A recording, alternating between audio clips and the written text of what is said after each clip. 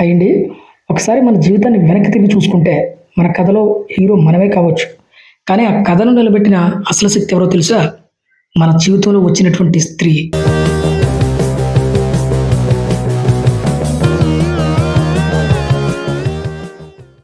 ఒక్కసారి వెనక్కి తిరిగి మన జీవితాన్ని గమనిస్తే, మన ప్రయాణంలో ప్రతి దశలో ఒక స్త్రీ మనతో ఉందని మనకు అర్థమవుతుంది.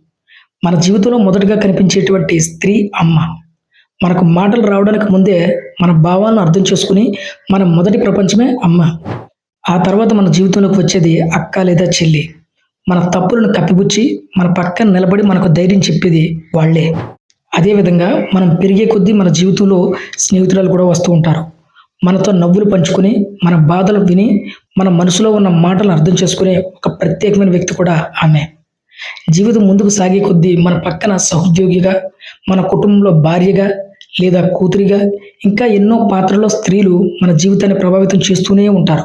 కానీ నిజం చెప్పాలంటే మన జీవితంలో వచ్చిన ప్రతి ఒక్కరిని మనం ఎప్పటికీ గుర్తుపెట్టుకోం.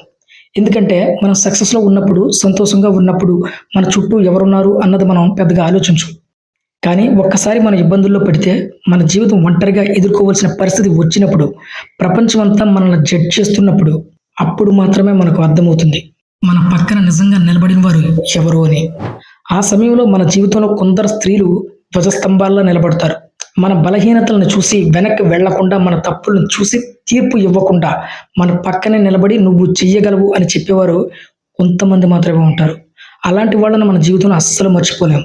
అందుకే మనందరికీ దొరికిన చిన్న అవకాశం ఈరోజు అంతర్జాతీయ మహిళా దినోత్సవం. మన జీవితంలో ప్రభావితం చేసిన ప్రతి స్త్రీకి మనస్ఫూర్తిగా ధన్యవాదాలు చెప్పడానికి ఈ రోజు చాలా మంచి రోజు.